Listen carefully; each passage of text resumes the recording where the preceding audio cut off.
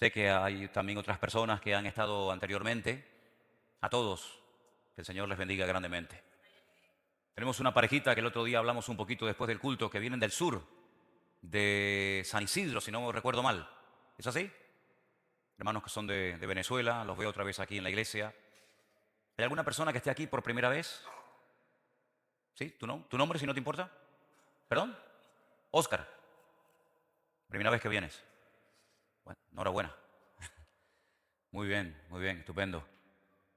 Estamos tratando de organizar hace tiempo un culto para bautizar a las personas que todavía no están bautizadas. Pero yo quiero ser muy serio con esto. No queremos bautizar a cualquier persona. Por eso hoy vamos a ver si podemos, después del culto, aunque sea brevemente, reunirnos con las personas que me han dicho a mí que se quieren bautizar. Si hubiera alguno más, pues aprovechas. Y yo quiero tantear a ver cómo está el patio. Claro, porque hoy en día los cristianos nos vemos muy poco, muy poco. En los primeros tiempos la Biblia dice que los cristianos vivían juntos, comían juntos, compartían todo, pero hoy en día nos vemos muy poco tiempo. Si logras venir a los cultos de entre semana, por ejemplo el del jueves, los jóvenes que suelen también venir a veces los sábados, los domingos por la tarde, pero son muchas más las horas que estamos fuera sin vernos de la iglesia, digamos, que aquí. Entonces, antes de dar el paso de bautizar a una persona, queremos ver cómo anda, cómo está, si verdaderamente ha nacido de nuevo, si ha entendido el Evangelio, cómo lleva su vida fuera de los cultos, si es de otra iglesia, de qué iglesia es, por qué viene a esta, etcétera, etcétera, etcétera. ¿Eh? Nosotros no buscamos cantidad, buscamos calidad. ¿Estamos de acuerdo? Podemos ser miles, pero ¿de qué sirve que seamos miles si luego no entendemos el Evangelio, no vivimos en santidad, no vivimos en orden? ¿Eso de qué sirve? Yo siempre he tenido una duda y de hecho lo he podido comprobar en persona. Yo he predicado en iglesias de 4.000, 5.000, 10.000 personas. Y con todo mi respeto, yo muchas veces veo que hay multitudes que entran y salen de las iglesias, pero después cuando hablas así a nivel personal con mucha gente, muchos de los que asisten a esas mega iglesias, pues la mayoría ni han entendido el Evangelio. Son personas que entran dentro de una multitud, de una masa de gente, pero después su vida deja mucho que desear. Entonces, por eso, cuando hagamos, si el Señor lo permite, ahora en septiembre, tener un culto de bautismos, a mí me gustaría tener la conciencia tranquila de estar bautizando a gente que, oye, que, que van en serio con el Señor. Los que no van en serio con el Señor, ¿para qué se quieren bautizar? ¿Para qué? Yo sé que hubo una época en la historia en la que bautizarse en agua era la moda, en la época de Juan el Bautista. Hoy en día no. Hoy en día hay otras modas, ¿no?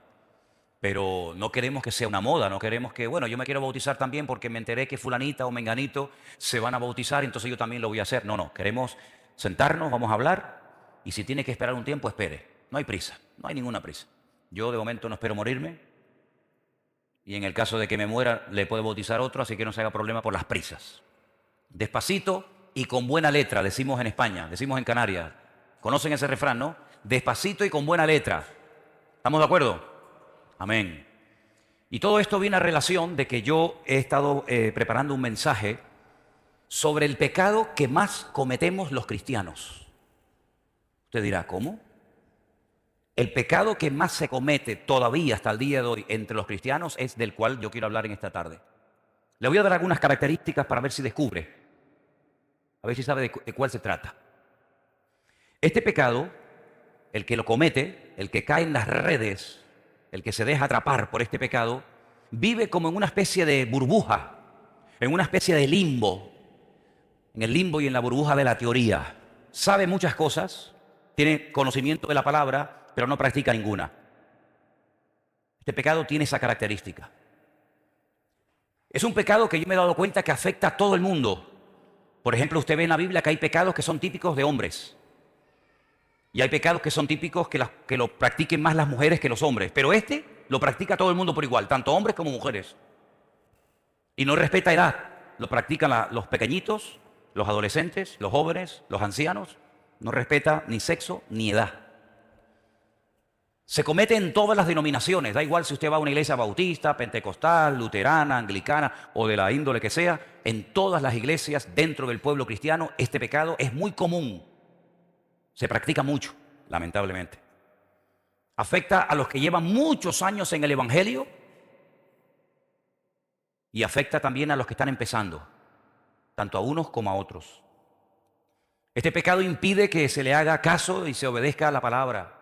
Se hace caso omiso de la palabra. Y si me permiten la expresión, no se asusten por la expresión, pero este pecado hace que la persona que lo practica viva a su bola. ¿Me entendió? Eso es lo importante, que usted me entienda. Eso es lo importante. Viven a su bola. Vienen a la iglesia, puede ser que participe de la Santa Cena, a lo mejor vete tú a saber si está en alabanza, o predica de vez en cuando, o está de ujier en la puerta, o es maestra de la escuela dominical, o está arriba en el sonido, en las cámaras, da igual. Lo puede cometer cualquier miembro de la iglesia y por supuesto el pastor.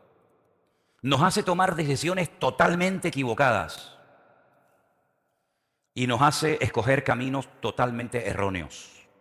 Tiene múltiples ramificaciones. Ojo, si usted cae en este pecado, no se queda en ese pecado, sino que ese pecado le lleva a la rebeldía, al orgullo. Pierde totalmente la sensibilidad espiritual.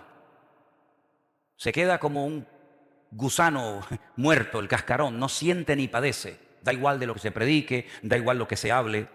Hay casi un capítulo entero que habla de este pecado. Ya están las cabezas trabajando a 100 por hora, ¿no? Todo el mundo está diciendo, ¿qué pecado es ese? ¿Será uno nuevo que yo no he oído? No, ¿qué va? Los primeros que cometieron este pecado fueron Adán y Eva. Y el pecado es la desobediencia. Ahora todo el mundo dice, no, yo lo sabía. Ya. Está bien. Me alegro que lo sepa. Yo le animo a que usted haga una lista de lo que tenía Adán y Eva antes de ser desobedientes y que haga otra lista de lo que perdió después de ser desobedientes. Yo la comencé a hacer, todavía no la he terminado, pero por ejemplo Adán y Eva perdieron el privilegio de vivir en el lugar más hermoso y precioso del planeta Tierra, como era el jardín del Edén. Nunca ningún cristiano, ningún pastor, ningún creyente vivirá en un lugar tan hermoso, tan precioso y tan completo como el jardín del Edén. Solamente vivieron ellos dos y nunca más pudieron volver, aunque después se arrepintieron. Aunque sus vidas posteriormente fueron restauradas, nunca el Señor les permitió volver a recuperar ese lugar que lo perdieron para siempre. Pero no solamente perdieron el privilegio de vivir en el jardín del Edén, sino que además perdieron su comunión con el Creador. Ellos siguieron teniendo comunión con Dios, pero ya no igual. Dice la Biblia que todas las tardes Dios bajaba y se paseaba y oían su voz paseándose en el huerto, pero eso se acabó. Ellos entraron en otra esfera, en otra dimensión de relación con Dios, porque la perdieron. Perdieron la inmortalidad de sus almas y de su cuerpo. Porque quiero que sepan que Adán y Eva antes de pecar eran inmortales, no iban a morir nunca. Pero cuando pecaron, se convirtieron en seres mortales. Se iban a morir espiritualmente y físicamente también. Perdieron la santidad. Pero algo muy importante y muy triste es que perdieron la autoridad espiritual. Perdieron el control de sí mismos y de la creación. Los animales que antes dominaban y que antes eran buenos, ahora eran sus enemigos. Perdieron totalmente el control por desobedientes. Ahora, si alguien sabe todo lo que se puede llegar a perder o a ganar obedeciendo o desobedeciendo al Señor, ¿saben quién es? Satanás. Satanás sabe que obedeciendo se pueden conseguir infinidad de cosas y muchas bendiciones que te van a venir simplemente por obedecer, sin pedirlas, simplemente por obedecer. Dice la Biblia, después lo vamos a ver, te van a alcanzar, te van a encontrar donde quiera que vivas. Pero las tragedias que pueden venir a una familia, a una iglesia, a un pastor, a un creyente por desobedecer son terribles. Después vamos a leer algunas enfermedades que vienen a la vida de la gente por desobedecer a Dios. No tiene nada que ver si tienes dones o talentos o habilidades o tienes mucho conocimiento de la palabra. Todos somos vulnerables a caer en cualquier momento en el pecado de la desobediencia. Y este es un pecado que se puede ya comenzar a ver. Se puede comenzar a vislumbrar la tendencia del ser humano a la desobediencia, casi yo me atrevería a decir, desde la cuna. Porque no se comienza a ver la fornicación o el adulterio o la mentira o cualquier otro pecado desde la cuna, pero este sí. De hecho, no hay que enseñarle al niño a ser desobediente, es que ya nace desobediente. Yo sé que los hijos de ustedes es otra cuestión. Claro, la santidad, una cosa. Los nuestros no, los nuestros nacieron salvajes, como el padre y la madre. ¿Qué le parece? No nacemos con tendencia a obedecer. Es todo lo contrario, ¿no les parece? Nacemos con la tendencia a desobedecer, a vivir como yo creo. ¿Por qué costará tanto ser obedientes, hermanos? No digo antes de conocer al Señor, digo después de conocer el Evangelio, digo después de experimentar el nuevo nacimiento. Vaya, digo ahora que conocemos al Señor, ¿por qué nos cuesta en momentos puntuales de nuestra vida obedecer al Señor? ¿Por qué? Es que todo lo que vale cuesta. Vale, te lo regalan. Pero la obediencia hay que aprenderla. ¿Dónde? ¿En qué universidad enseñan a ser obedientes al ser humano? En ninguna. Puedes ir a la mejor universidad del mundo, recorrer los mejores colegios, y en ninguno te van a enseñar a ser obedientes. Porque el lugar donde se aprenden los primeros principios y se comienzan a dar los primeros pasos hacia el mundo de la obediencia, ¿saben dónde es? En el hogar, en la casa. Ahí es donde comenzamos a recibir las primeras órdenes, los primeros mandamientos de no toques más el móvil, te he dicho que no juegues más con él, te lo he dicho ya 20 veces, no lo toques más, no comas más caramelo, estás castigado por llegar tarde, te he dicho que vengas a comer. ¿Dónde recibimos las primeras órdenes de los seres humanos? ¿En el trabajo? ¿En la iglesia? ¿En el ejército? No, en la casa. Es en la casa donde el Señor comienza a tratar con ese área tan importante de nuestra vida. Y ojo, como tú te acostumbres a ser un hijo desobediente, como tú te acostumbres a ser una persona desobediente, eso va a llegar a formar parte de tu personalidad. Y tengo una frase que yo le pedí a Dayana esta tarde que me la escribiera para que ustedes la vean ahí en la pantalla, que quiero que se la aprendan. Y que, si pueden, la repitan conmigo ahora en alta voz. No, esa no, esa es la desobediencia es progresiva. Y hay que separar, se intensifica con el tiempo. Creo que lo podemos corregir, ¿no? Porque nos están viendo miles de personas y entonces algunos dirán, ah, mira, en España se dice, se intensifica. No, se dice, se intensifica con el tiempo. ¿La podemos leer juntos? Vamos. La desobediencia es progresiva y se intensifica con el tiempo. Si usted practica la desobediencia, cada vez va a ser más desobediente y eso va a ir en aumento y en aumento. Y el que no es capaz de obedecer a un padre, olvídese, no va a ser capaz de obedecer a Dios. El que no es capaz de obedecer a un padre y a una madre por algo que le pide, no va a ser más obediente en la iglesia, en las cosas del Señor, que lo que fue o lo que es en su casa. Porque proyectamos a nuestra vida cristiana lo que somos en nuestra casa. Pero claro, también estaba pensando, ¿cómo le voy yo a enseñar a mi hijo a ser obediente si yo soy un desobediente? Vamos a caer en el error de aquellos que decían hace tiempo atrás, haz o hagan lo que yo les digo, pero no hagan lo que yo hago. No, eso es un error. Si usted quiere hijos obedientes, usted tiene que ser un padre y una madre obediente. A veces, no digo siempre, pero a veces podemos ver nuestra desobediencia y nuestra rebeldía como reflejo de nuestros hijos. Creo que les comenté en una ocasión que una vez una de mis abuelas, la madre de mi padre, estaba por allí, por la casa, y mi padre me estaba echando una de las broncas, era todos los días, 4 o 5 seguidas, ¿no? Y entonces una de las frases que mi padre utilizaba mucho era esta: yo a tu edad, cuando yo era como tú, y entonces pasa su madre y le dice, tú a tu edad, el gallo no se acuerda cuando fue pollo. Y yo dije, hoy gané. A veces nuestros hijos reflejan las carencias nuestras antes de convertidos. Y por eso dice la Biblia que hay que instruir, hay que enderezar al arbolito de pequeño para que cuando sea viejo no se tuerza y no se aparte del camino. Amén, hermanos. Fíjense lo grave que es la desobediencia que Dios le dijo a Adán y Eva. Fuera, fuera. No los quiero ver aquí. Salgan de mi vista. Lo grave que es para Dios la desobediencia, que los expulsó del jardín del Edén. Lo grave que es la desobediencia, que el hombre más humilde de la tierra, el hombre que hablaba con voz audible con Dios, el hombre que hizo milagros únicos e irrepetibles en la historia de la humanidad, el hombre que recibió la Torá y le brillaba el rostro por la gloria de Dios sobre su vida, no entró a la tierra prometida por desobediencia. Y uno dice, pero tan grave fue lo que hizo. Tan grave fue lo que hizo. Para Dios la desobediencia es terrible. ¿Cuál fue la razón por la que fue rechazado el primer rey de Israel?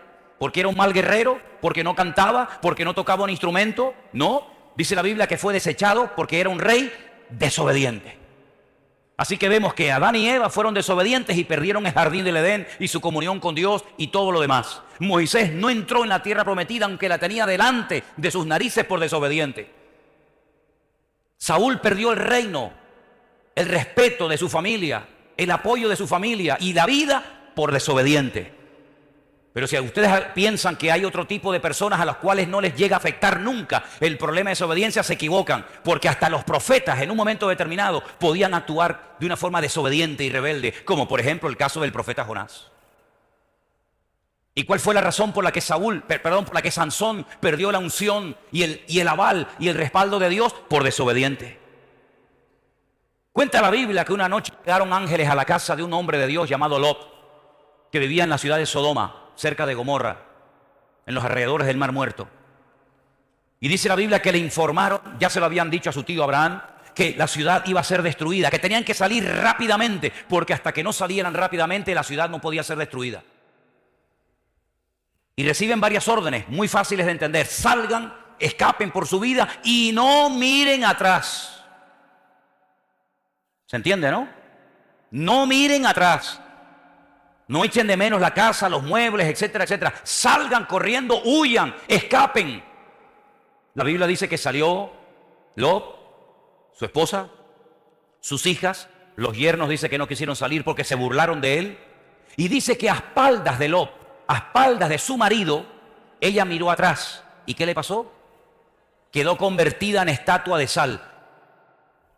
En estatua de sal, algo inservible. Es que cuando una persona es un desobediente no sirve para nada. No te puedes fiar de una persona desobediente, porque en el fondo o delante te dice sí, sí, sí, y detrás es no, no, no, no, no. Y vemos en lo natural lo que pasa en lo espiritual. Cuando una persona es continuamente desobedeciendo al Señor y a su palabra y a sus mandamientos, se convierte en una persona totalmente inservible, no sirve para nada. Podrá cantar, podrá danzar, todo lo que tú quieras, pero una persona desobediente no le sirve al Señor. Prueba de ello que el Señor le dijo al profeta Samuel: no ores más por este hombre, no ores más por él, porque no me sirve. Yo estoy buscando a otro hombre conforme a mi corazón, que cuando yo le diga que haga una cosa, la haga y no la cuestione y no la ponga en duda, ni discuta conmigo. Y yo ya he encontrado a ese hombre, se llama David, vive en Belén, su padre se llama Isaí, vete y úngelo, porque este no me sirve. ¿Qué te parece? La desobediencia es un pecado terrible, que no solamente afecta a uno a nivel personal, sino que si vives en un ambiente de desobediencia, ojo, porque también te puede terminar atrapando y enredando a ti también. Vengan conmigo a Hebreos capítulo 4.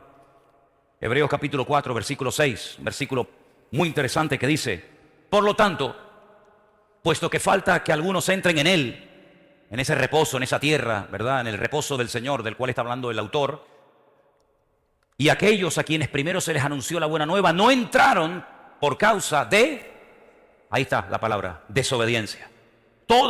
Una multitud de personas, seguramente millones de personas que salieron de Egipto, no entraron en la tierra de Canaán, no entraron en la tierra prometida por desobediencia.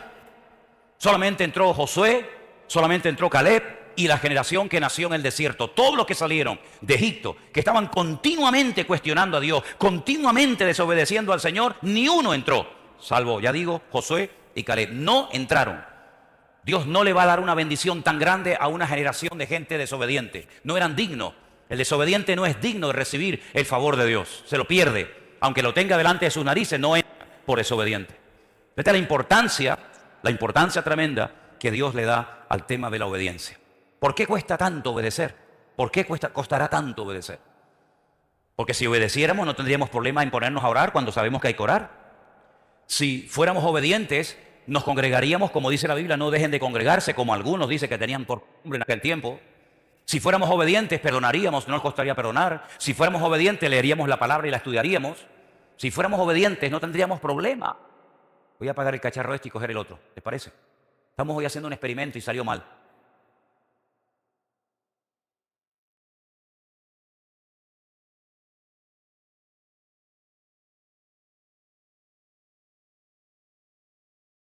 Nos cuesta obedecer a Dios porque creemos que mi plan, que mi voluntad, que mis proyectos, que mi sueño es mejor que lo que Dios tiene para mi vida.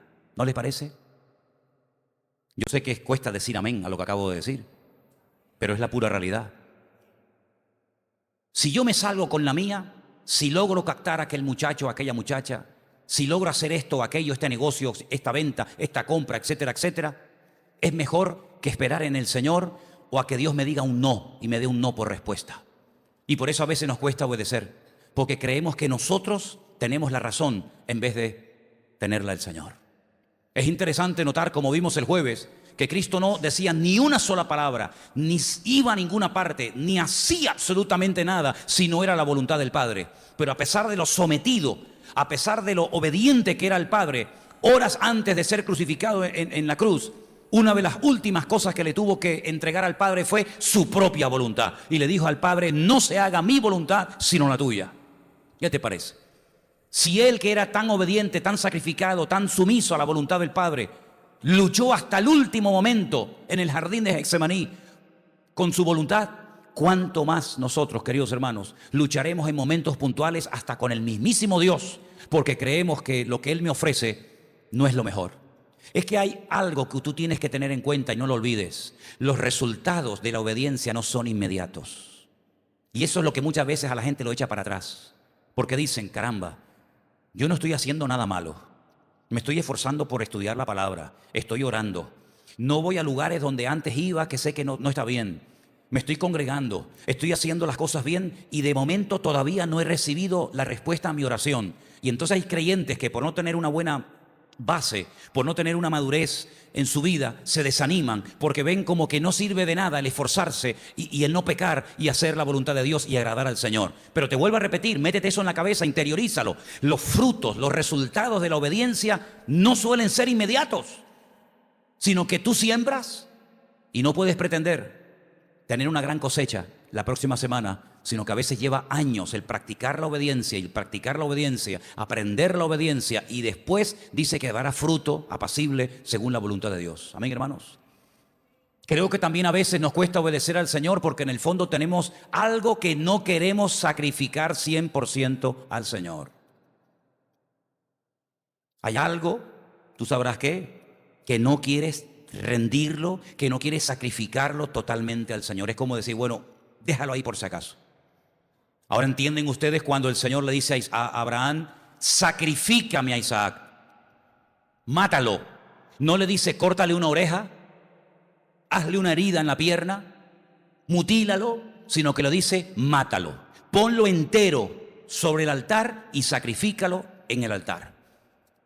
Y eso que lo vemos en lo natural es lo que espiritualmente hablando todos y cada uno de nosotros en muchos momentos de nuestra vida vamos a tener que hacer.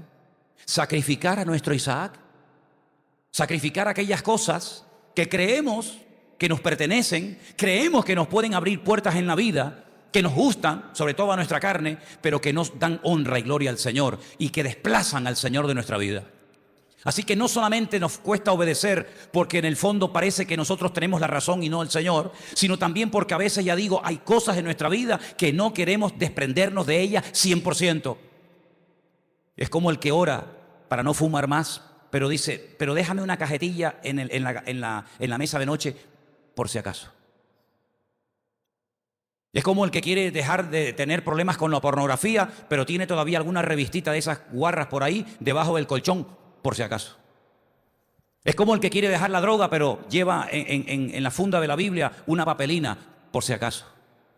Es como el que dice, no, yo creo en el Señor y en sus promesas y en su palabra, pero yo llevo aquí en el bolsillo izquierdo la Bonoloto y aquí en la derecha llevo el papelito de los ciegos, por si acaso.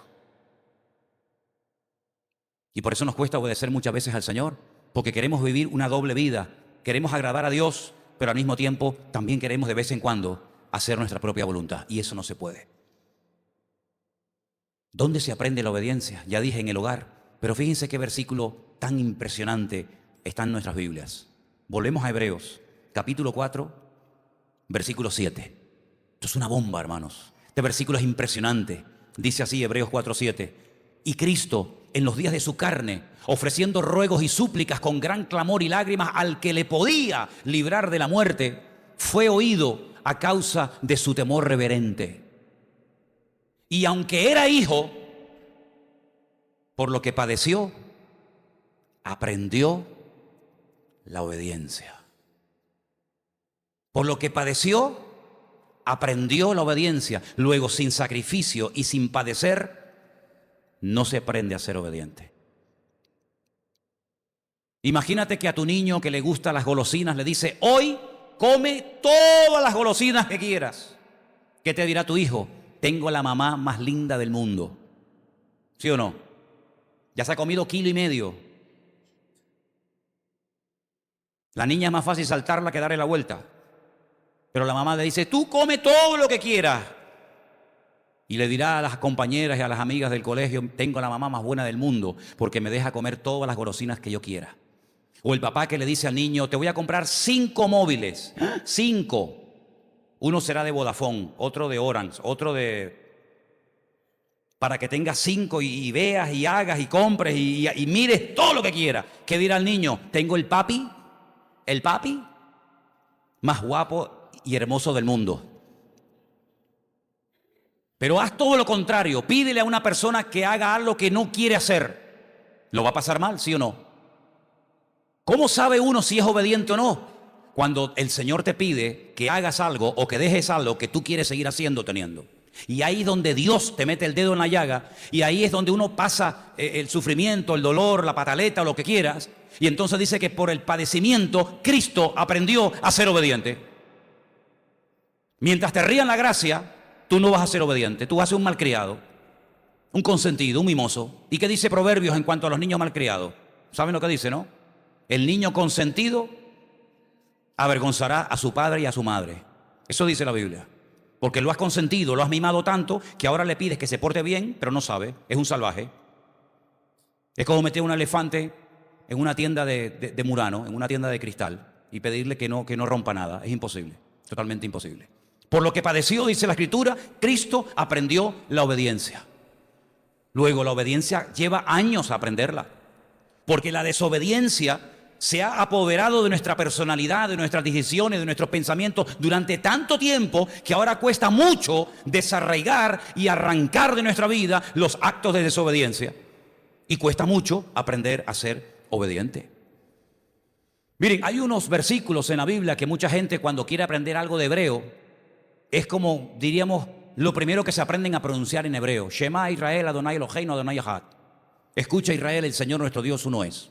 Esa es una de las primeras frases o uno de los primeros versículos que la gente, cuando empieza a interesarse por el idioma hebreo, se aprende de memoria. Pero lo que muchos ignoran es que el verbo para obedecer es un verbo polivalente que tiene 2 posibles traducciones. Entonces se podía haber traducido perfectamente: escucha, Israel, se podía haber traducido por obedece, Israel. Porque obedecer y escuchar es el mismo verbo, es el mismo término en la Biblia. Ahora pueden entender ustedes por qué a las 7 iglesias del libro del Apocalipsis, que en cierto sentido representan a toda la cristiandad a lo largo de la historia, a cada una de las iglesias, aunque se le da su mensaje y su correspondiente recompensa y su correspondiente tirón de orejas, si hace falta, al final a todas se le dice lo mismo. A los de Sardis, a los de Pérgamo, a los de Tiatira, a los de Filadelfia, etcétera, se le dice: el que tiene oídos para oír, oiga lo que el Espíritu Santo dice a la iglesia. Bueno, pues si se hubiese traducido: el que tiene oídos para oír, obedezca lo que el Espíritu dice a la iglesia, no hubieran cometido ninguna equivocación, porque en la Biblia obedecer y escuchar es el mismo término. ¿Cuántos dicen amén? Así que ¿de qué sirve escuchar si luego no obedecemos? ¿De qué sirve decir amén a un mensaje si luego no lo ponemos en práctica? ¿De qué sirve venir a una iglesia y aprender y escuchar y oír a uno y a otro un día de un tema y otro día de otro si luego esa palabra no la llevamos a la práctica? ¿Cuáles son algunos de los términos que la Biblia emplea cuando habla de la gente inconversa? Dice: hijos de las tinieblas, hijos de ira. ¿Y saben cuál es otro? Hijos de desobediencia.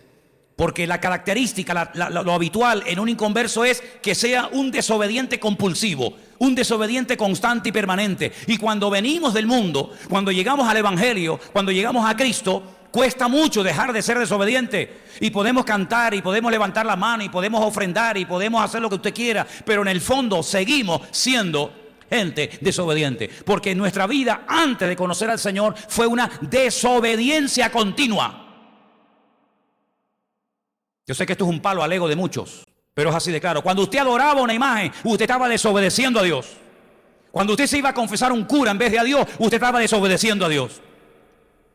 Cuando usted se iba de procesión a un sitio a cargar imágenes o a adorarlas, usted estaba desobedeciendo a Dios. Cada vez que usted ha hecho un acto contrario a la palabra, usted ha desobedecido a Dios. Aunque lo hiciera con toda la fe y con toda la sinceridad del mundo. Pero esa fe es una fe distorsionada, es una fe enferma. Esa sinceridad no sirve delante de Dios. Lo que sirve delante de Dios es la obediencia. Y Dios quiere que seamos hijos obedientes como Él fue obediente hasta la muerte y muerte de cruz, dice la Biblia. Por eso Dios le exaltó hasta lo sumo y le dio un nombre que es sobre todo nombre. Pero primeramente, antes de levantarlo, Él tuvo que aprender a ser obediente. Y obediente, como dice la Biblia, hasta la muerte. El Padre no lo libró de la muerte, no lo libró de la humillación, porque el propósito eterno del Creador, del Padre, era que su Hijo muriera en la cruz. Y Él fue obediente al plan de Dios hasta el final de su vida. Y por eso el Padre lo levanta y por eso el Padre lo exalta. Es interesante notar que en el Nuevo Testamento hay una parábola, una historia, que algunos dicen que puede estar basada en un hecho real. Vamos a dejarlo ahí. Es la famosa parábola del Hijo Pródigo, donde hay un momento en la vida de este joven que él prefiere abandonar a su padre, lo que el padre le ofrece, irse a otro lugar, y todos conocemos el resto de la historia. Se va con los bolsillos llenos, se va con la herencia recién recibida, pero pega un portazo y en el fondo lo que quiere es hacer su propia voluntad, porque no le gusta someterse al padre. Y además una cosa muy interesante, mientras estuviera bajo el techo de su padre, él no iba a poder llevar el estilo de vida que en el fondo él quería llevar. Ojo, él no podía llevar una vida de desorden mientras viviera bajo el techo de papá. Por lo tanto, tengo que salir del paraguas, tengo que salir de la cobertura del hogar. Y entonces cuando yo estoy fuera de la cobertura de mi padre, yo puedo hacer y decir y mirar y tocar ciertas y determinadas cosas que delante de la presencia de mi padre no puedo hacer. Es como Dina. Dina, cuando fue violada, cuando fue abusada, por poco acaban con su vida, cuando sale del campamento de Jacob, cuando sale de la supervisión de su padre y se va ¿a dónde? A lo peor, a lo que hoy en día es Nablus, una de las ciudades más agresivas del mundo. Siquén se llamaba en aquel tiempo. Fue violada, fue abusada, fue humillada porque salió fuera de la cobertura del padre. Y el hijo pródigo dice, yo me tengo que ir lejos. Y se va lejos y al principio todo le va bien, pero dice la Biblia que al final todo le falló, todo lo abandonó, los amigos, la comida, la salud, todo. Y terminó comiendo o deseando comer las algarrobas de los cerdos. En la Biblia, muchas veces a los inconversos se les llama cerdos. Por eso dice la Biblia, no echéis vuestras perlas delante de los cerdos. Yo sé que es un término fuerte, pero es así. Es como muchos hijos de Jacob son comparados con animales. Bueno, pues a los inconversos se les compara en algunas ocasiones en la Biblia con los cerdos. Y él terminó comiendo con los cerdos, es decir, hablando como los inconversos, comportándose como los inconversos, vistiendo como los inconversos, actuando como los inconversos, hasta que dice que vuelve en sí. Y se da cuenta de que su vida es totalmente opuesta a la vida que su padre le había enseñado desde niño. Y entonces él vuelve a casa. Pero cuidado, él no puede volver de cualquier manera. Porque él necesitaba no solamente ser perdonado, sino restaurado, que son dos cosas diferentes. Hay gente en las iglesias que reconocieron que eran pecadores, pidieron perdón de sus pecados, aceptaron a Cristo como su Señor y Salvador personal y fueron perdonados, pero sus vidas nunca han sido restauradas. Y están en la iglesia perdonados, si se mueren se van al cielo, pero su vida no está restaurada. Todavía sigue teniendo problemas terribles, emocionales, a veces psicológicos y de otra índole, porque no han sido restaurados en ninguna área de su vida. Por eso el Señor, cuando nos convertimos, nos deja aquí, no nos lleva inmediatamente a su presencia. Es como Lázaro, que lo levanta, le da vida, pero dice, un momento, desátenlo, está atado, ahí no puede vivir así ese hombre. Ahí vemos cómo en lo natural se refleja lo espiritual. Dios nos da vida nueva, Dios nos perdona nuestros pecados, inscribe nuestro nombre en la vida, pero estamos llenos de ataduras, de complejos, de traumas y tantas vainas y tantas historias que llevan años dejarlas, años quitarnos esas cosas de encima. Y así que el muchacho dice, cuando vaya a la casa de mi padre le diré, Padre, he pecado contra el cielo y contra ti, ya no soy digno de ser llamado tu hijo. Él sabe que él necesita ser perdonado, pero lo que no entiende, y hay algunos creyentes que tampoco lo entienden, porque tal vez no se lo han enseñado, que todos después de convertidos, necesitamos entrar en el taller, en un proceso largo y arduo y a veces duro, para poder ser restaurados y para poder llegar a perdonar a ese hombre que abusó de nosotros cuando éramos niños. Y para poder llegar a perdonar al que nos humilló. Y para poder ser capaz de decir, todo lo que me hicieron, yo soy capaz de perdonarlo, así como Cristo me perdonó. Y eso no se obtiene con la salvación. Usted es salvo, sí, pero usted tiene odio. Usted es salvo, sí, pero usted no es capaz de perdonar a su padre por lo que le hizo a su madre, o a su hermano, o a su cuñado, o al vecino. Usted es salvo, sí, sí, claro. Usted es hijo de Dios, sí, como no. ¿Quiere predicar, hermano? ¿Quiere cantar una canción? ¿Quiere tocar la guitarrita? Pero usted no ha sido restaurada su vida. ¿Y sabe lo que dice el libro de los Hechos? Ojo con esto, esto es muy importante. Que el Señor no va a venir hasta que Él restaure todas las cosas. Y hay gente en la iglesia que no quieren ser restauradas, porque en cuanto le metes el dedo en la llaga, hacen así y se escapan. Te miran para abajo, te escurren el bulto y se van a otro sitio donde se ocultan en la masa.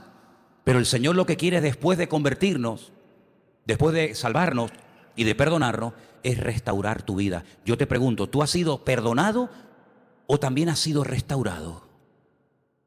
Porque si tú solamente has sido perdonado y no restaurado, tú vas a saltar como mariposa de iglesia en iglesia y te vas a estar un tiempo en España y otro tiempo en este país y en otro tiempo por acá y ahora con este pastor y ahora con otro pastor, porque tú en el fondo estás herido. Y una persona herida, si no se cura, se puede morir. Y por eso hay gente que se muere estando dentro y sentado dentro del banco de la iglesia, porque son salvos, pero no son gente restaurada. ¿Y saben cuándo comienza el proceso de restauración en nuestra vida? ¿Sabe cuándo? Ahora creo que era la frase de Dayana, espabila.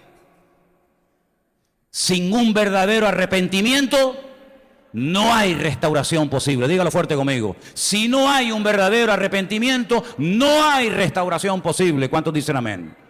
Salvarse no cuesta nada. Salvarse son segundos. Hoy estarás conmigo en el paraíso. Punto, ya está. Era un ladrón, era un criminal, era un asesino. Había matado el marido de alguna mujer o había matado el padre de algún niño, había robado, había hecho cosas terribles, pero se salvó así, ¡pum!, en décimas de segundo. Acuérdate de mí cuando vengas en tu reino. Hoy estarás conmigo en el paraíso. ¡Pum!, ya está, se acabó. Si ese hombre se hubiera quedado en la tierra y hubiera sido miembro de la iglesia primitiva, donde los pastores eran Santiago, Tomás, Juan, etcétera, etcétera, seguro que ellos habrían sentado muchas veces con este hombre y le hubieran dicho, oye, tú le has pedido perdón a aquella mujer por haber matado a su marido. Tú has devuelto lo que has robado, querido. Tú has ido y has pedido perdón a los niños que dejaste huérfanos porque mataste a su padre cuando iba por el camino y lo asaltaste. Todo eso tienes que arreglarlo. Tú eres salvo, tú eres cristiano, tú eres creyente, pero tú tienes que comenzar a pagar los platos rotos que rompiste. Tú necesitas entrar en un largo y arduo proceso de restauración. Y hay gente que en las iglesias no han sido nunca restauradas, nunca. De hecho, háblale a ciertos y determinados creyentes de su pasado para que veas cómo le caen las lágrimas y cómo se ponen nerviosos y cómo se les hace el ambiente irrespirable porque le estás tocando donde más le duele. Son salvos, su nombre está en el libro de la vida, son hijos de Dios, amén, no hay ningún problema, pero ojo, la obediencia es lo que nos ayuda a ser libres, porque la obediencia te permite pedir perdón, humillarte, bajar la cabeza, hacer lo que haga falta, pero nadie es capaz de llegar a ese nivel de obediencia a menos que el Señor previamente restaure todas y cada una de las áreas de nuestra vida. ¿Cuántos dicen amén? Quiero llevarles a uno de los capítulos tal vez más hermosos de la Biblia. Y esta mañana les pedí a los hermanos del Puerto de la Cruz el mismo favor que les voy a pedir a cada uno de ustedes. Yo quiero que hoy, antes de que usted se vaya a dormir, lea todo el capítulo 28 del libro de Deuteronomio. ¿Cuántos están de acuerdo? Pero cuidado, hay una condición. No quiero que lo lea sola. ¿Cómo? Quiero que lo lea con alguien. Hombre, si está casada o casado lo tiene fácil. Las que están desesperadas y desesperados, pues antes de irse del culto le dice, hermanita, ¿te importaría que fuéramos a un ladito que tenemos que leernos Deuteronomio 28? Yo no tengo marido y 5 maridos he tenido, más el que ahora tengo no es el mío. Tiene que leerlo, pero con alguien, con su papá, con su mamá, con la mujer, pare a alguien en la calle, lo que usted quiera, pero tiene que leerlo con otra persona. Ahora, ¿cuántos dicen amén? Vi que algunos no hicieron amén. No, yo lo leo sola. No, es que no quiero que lo leas sola. Ya has vivido mucho tiempo sola. A tu bola. Ahora lo vas a leer junto con otra persona. Y mire, yo le voy a echar una manita. Esto no significa de que usted no va a leer lo que yo voy a leer. Vamos a Deuteronomio 28, por favor. Capítulo donde aparece una lista inmensa, inmensa de las bendiciones que vienen por la obediencia y las maldiciones, los castigos que vienen por la desobediencia. Empiezo con el versículo 1. Acontecerá que si oyeres atentamente la voz del Señor tu Dios, para guardar y poner por obra todos sus mandamientos que yo te prescribo hoy, también el Señor tu Dios te exaltará sobre todas las naciones de la tierra. Pero la condición ya la hemos leído. Vendrán sobre ti todas estas bendiciones y te alcanzarán. Mire, en todo el capítulo, escuche bien, y lo he leído ya unas cuantas veces, en todo el capítulo usted no va a encontrar en ningún momento que usted tiene que orar para que estas bendiciones le vengan a su vida. Usted no tiene que pedir ninguna de estas bendiciones. Y yo casi me atrevería a decir que no hay que pedir que las bendiciones vengan a nuestra vida. La bendición le va a encontrar a usted, porque dice aquí que las bendiciones nos alcanzarán, descubrirán dónde vivimos, dónde estamos y cómo estamos, cuando obedezcamos al Señor nuestro Dios con toda nuestra alma y con todo nuestro corazón. La bendición le va a encontrar, le van a venir solas, cuando oyeres atentamente la voz del Señor tu Dios. Dice: bendito serás tú en la ciudad y bendito en el campo. Bendito el fruto de tu vientre, el fruto de tu tierra, el fruto de tus bestias, la cría de tus vacas, los rebaños de tus ovejas. Fíjate que la bendición hasta salpica a los animales, hasta los animales que tienes, ovejas, cabras o lo que sea, van a ser bendecidos si tú eres un hombre y una mujer bendecida por obedecer al Señor. Bendita será tu canasta y tu arteza. Y yo pregunto, ¿y qué es la arteza? Porque canasta más o menos, pero la arteza era una caja cuadrada que tenía así forma hacia adentro, donde se amasaba y se hacía el pan con la harina. Y dice que será bendecida, si no te va a faltar alimento, no te va a faltar nada cuando estés obedeciendo al Señor. Serás bendito al entrar y al salir. El Señor derrotará a tus enemigos.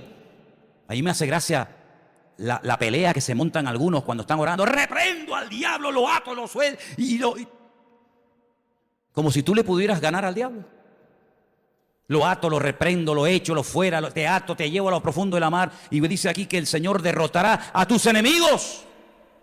Él se encargará de derrotar a tus enemigos. Tú obedece a Dios, obedece atentamente a su palabra y el Señor derrotará a tus enemigos. Llámese filisteo, llámese demonio, llámese amorreo, llámese espíritu inmundo, llámese como se llame. Él se encargará de pelear mis batallas. Esto es vivir en paz y tranquilo. Todos los enemigos que se levanten contra ti, por un camino saldrán contra ti, por 7 huirán. El Señor enviará su bendición a tus graneros. Sobre todo lo que pusieres tu mano te bendecirá en la tierra, etcétera, etcétera, etcétera. Mira, una cantidad de bendiciones tremendas. Versículo 13, por ejemplo: el Señor te pondrá por cabeza y no por cola. Estarás encima solamente y no abajo, si obedecieres los mandamientos del Señor tu Dios que yo te ordeno hoy. Si no te apartares de todas las palabras que yo te mando hoy, etcétera, etcétera. Pero mire lo que dice el 15. Pero, ay, con los peros.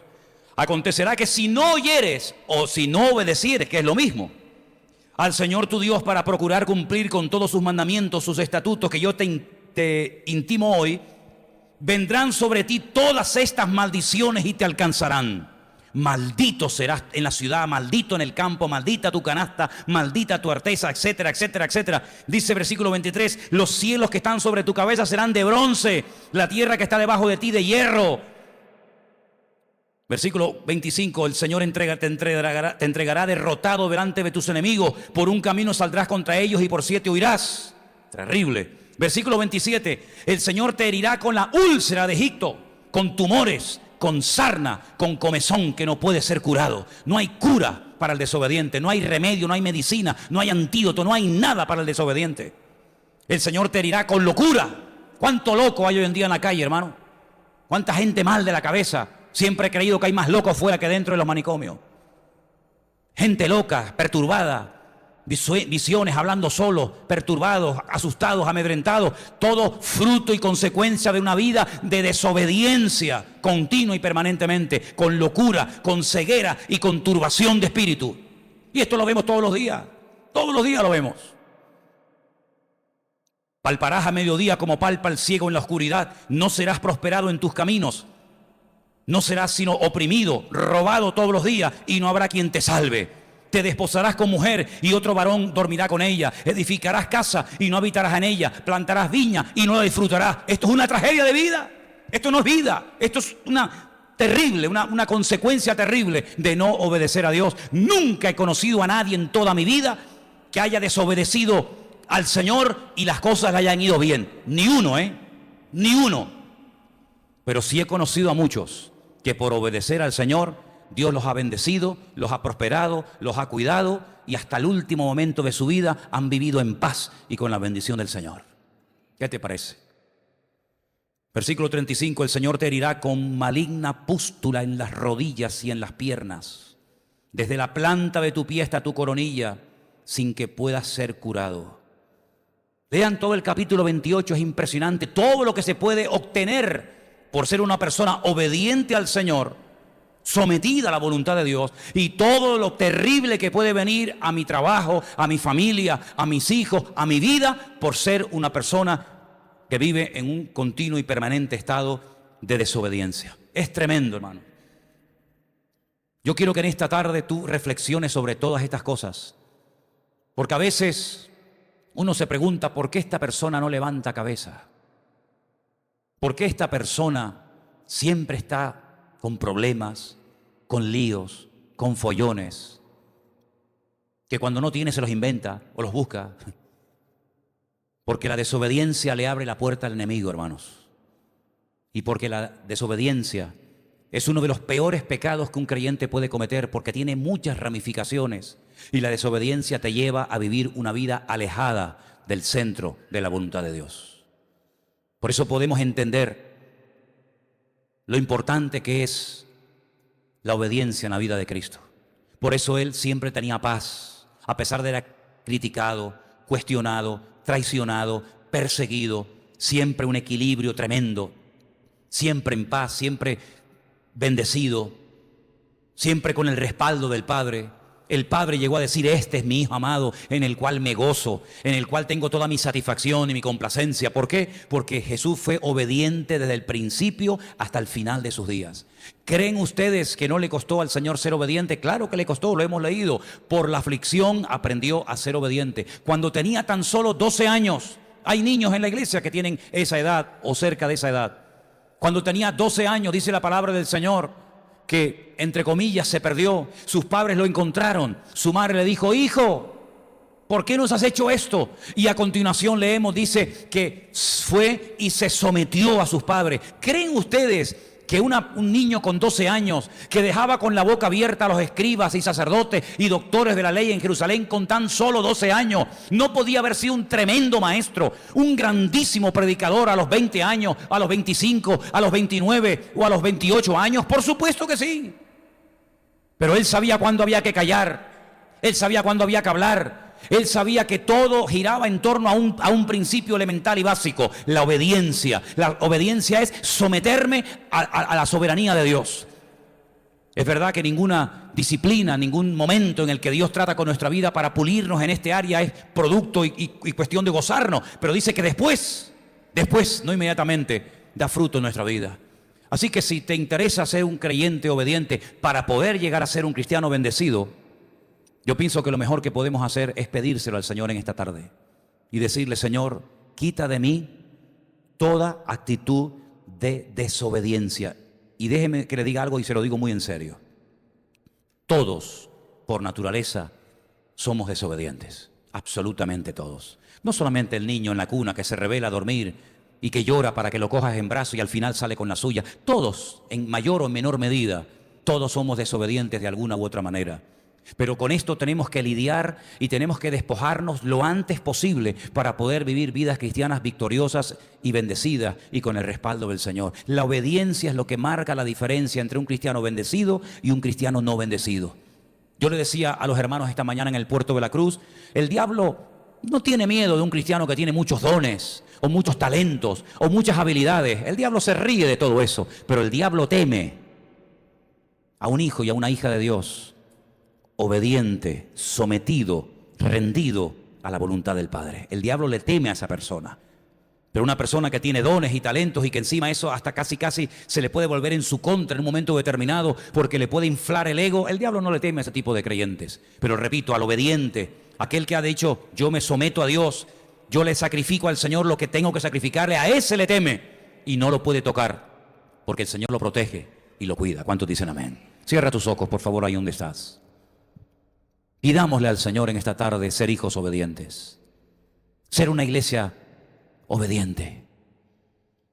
Chicos que todavía estáis bajo la tutela y bajo el amparo de vuestros padres, por favor, ser obedientes, obedecer.